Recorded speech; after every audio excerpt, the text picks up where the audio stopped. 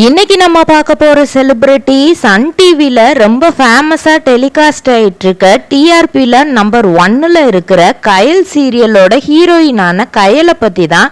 இவங்கள பத்தின full details தெரிஞ்சுக்கிறதுக்கு முன்னாடி சேனலை சப்ஸ்கிரைப் பண்ணாதவங்க மறக்காம சப்ஸ்கிரைப் பண்ணிக்கோங்க. அப்பதான் நாங்க போடுற வீடியோஸ் உங்களுக்கு நோட்டிபிகேஷனா வரும். வாங்க வீடியோக்குள்ள போலாம். இவங்களோட உண்மையான பெயர் சைத்ரா லதா ரெட்டி. இவங்களோட அப்பா பெயர் சந்திரா ரெட்டி, அம்மா பெயர் சாரதா ரெட்டி, அக்கா ஸ்ரீலதா. இவங்க பெங்களூர்ல 1995ஆம் ஆண்டு ஜூலை மாதம் 23ஆம் தேதி பிறக்குறாங்க. தன்னோட பள்ளி படிப்பை பெங்களூர்ல தான் பண்றாங்க. கல்லூரி படிப்பையும் அங்கதான் பண்றாங்க. பேச்சுலர் ஆஃப் கம்ப்யூட்டர் அப்ளிகேஷன் படிக்கிறாங்க. அதுக்கப்புறம் அது சம்பந்தமாவே ஒரு ஐடி ஃபீல்டுல நம்ம போயிடலாம். ஏன்னா பெங்களூர்ல அதுக்கான நிறைய ஆப்பர்ச்சுனிட்டிஸ் இருக்கு. ஸோ சேலரியும் அதிகமாக கிடைக்கும், நம்ம அதில் போயிடலாம் அப்படிங்கிற மாதிரி தான் இருந்தாங்க. அவங்க அம்மா அப்பாவுமே அப்படிதான். ஏன்னா அவங்க அக்கா ஃபேஷன் டிசைனிங் அந்த மாதிரி அந்த லைனில் போயிட்டனால இவங்க கண்டிப்பாக ஒரு பெரிய சேலரி அப்படி பேக்கேஜில் இருக்கும் அப்படின்ற மாதிரி தான் அவங்க அம்மா அப்பாவுமே இவங்க ஐடி ஃபீல்டுக்குள்ளே போயிடுவாங்க அப்படின்னு தான் யோசிச்சாங்க. ஆனால் கொஞ்ச நாள் கழிச்சு இவங்களோட ஆசை எல்லாமே மாடலிங், ஆக்டிங் அப்படின்ற மாதிரி இருந்தது. தமிழ், கன்னடா இதில் எப்படியாவது நம்ம நடிச்சிடணும் அப்படிங்கிற ஒரு ஆசை இருந்தது. கன்னடத்தில் அவ்னு மாதே ஸ்ரவணி அப்படிங்கிற ஒரு சீரியலில் நடித்தாங்க. லீட் ரோல் தான் ஸ்ரவணி அப்படிங்கிற ரோல். 2014 நடிக்கிறாங்க. கிட்டத்தட்ட அந்த இது 2016 வரைக்கும் அந்த சீரியல் டெலிகாஸ்ட் ஆச்சு. அதுக்கப்புறம் சரி ஓகே நம்ம கன்னடத்தில் நடிச்சிட்டோம், தமிழ்லையும் நம்ம சைட் பை சைட் ட்ரை பண்ணுவோம். ஏன்னா பெங்களூர்ன்றனால தமிழும் அவங்களுக்கு ரொம்பவே பிடிச்சிருக்கு. தமிழ் சீரியலில் இருக்கிறவங்க ரொம்ப ஃபேமஸ் ஆயிடுறாங்க. ஸோ தமிழுக்கு போனால் கண்டிப்பாக நம்ம நல்லாவே ஃபேமஸ் ஆயிடலாம் அப்படிங்கிறது அவங்களோட ஆசையாகவே இருந்திருக்கு.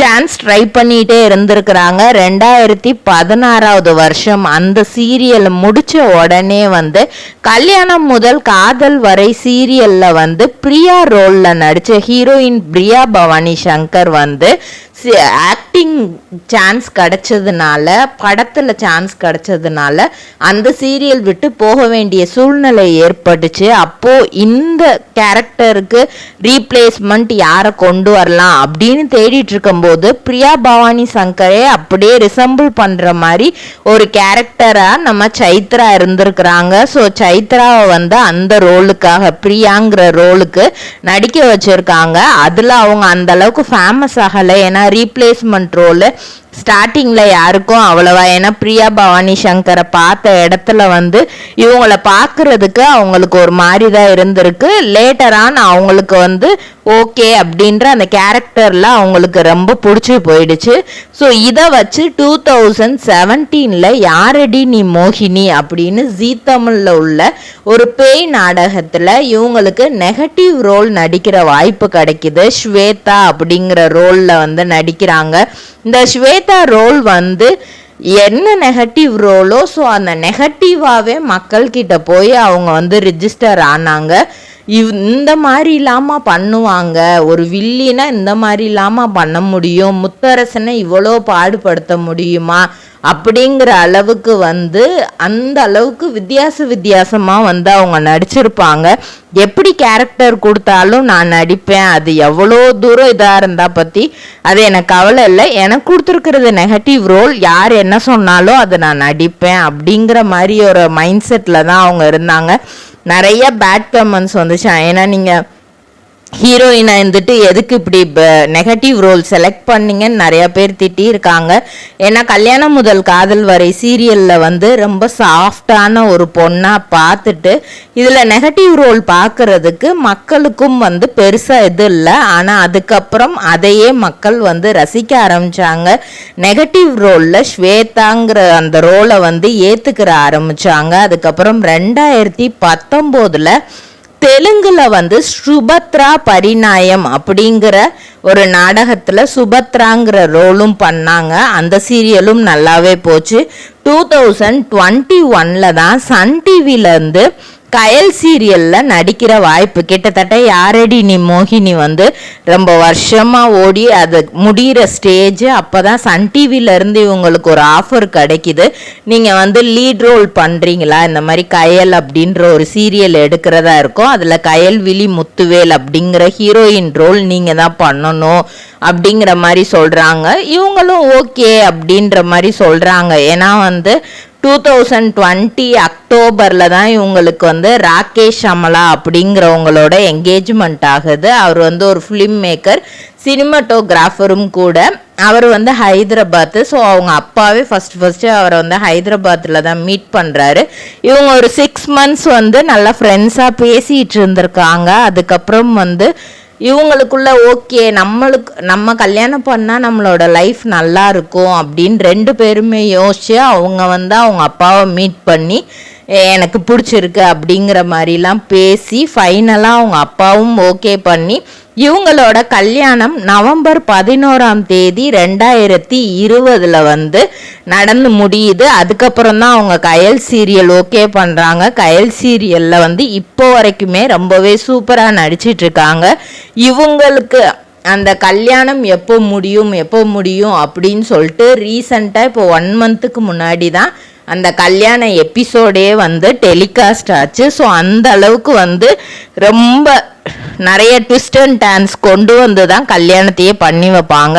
அது மட்டும் இல்லாமல் 2022 தல அஜித்தோடு சேர்ந்து வலிமை மூவியில் வந்து இவங்க நடிச்சிருப்பாங்க. ரொம்பவே சூப்பராக நடிச்சிருப்பாங்க லதா அப்படிங்கிற ரோலு.